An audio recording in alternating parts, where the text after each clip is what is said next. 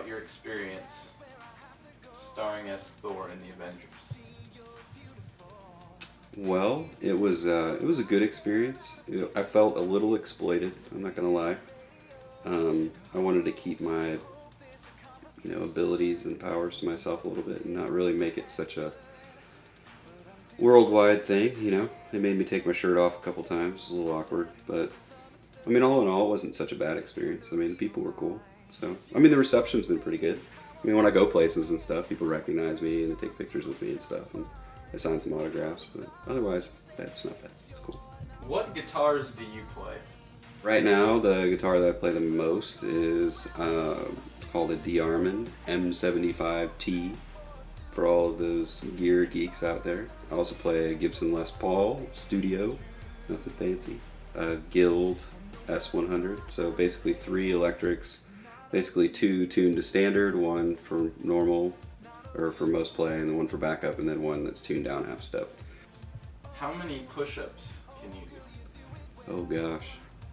I used to be able to do a lot more than I can now. I can't probably do a ton now, so I won't even make a guess. I'll say like 7. If you were stranded on a desert island and you could only have 1 guitar, 1 amp, and 1 pedal, what would they be? Wow, that's a very specific question. Well, maybe I would just have my D-Armand guitar, and we'll just go with my matchless amp that I have, and a Klein. How did you get started in music? My dad played a little guitar, and so, one day I was just like, I'd love to learn how to play. So we sat down, he taught me some chords, and it's kind of how it started. Just kind of went from there. What guitar player is your biggest influence? Well, I would say there's a few guys that are really good that I've always really enjoyed. Always obviously like The Edge. A lot of guys would say the same. From U2. Actually, right now, as a modern player, I really like what the guy in Coldplay does. Jack White's amazing too. So, What shampoo do you use? a special brand that I had custom made. It's called L'Oreal. It really makes it extra shiny. You can't really buy it anywhere. I don't know if you can tell, but it makes things fantastic. How do you like life on the road? I enjoy traveling. I've always really, really enjoyed traveling, and especially with people and friends and good friends. So, the guys in the band are all awesome, and I enjoy playing music. So being out on the road is kind of the best of both worlds. I like to travel and see new places, meet new people, and then also to be able to play music kind of brings it all together. It's like this big, fun thing. It's wonderful. Who's your favorite Ninja Turtle?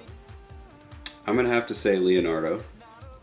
And the reason I have to say that is because I was once upon a time in Spanish class. When I was in high school, they asked us to have names for our Spanish class that would be Spanish names.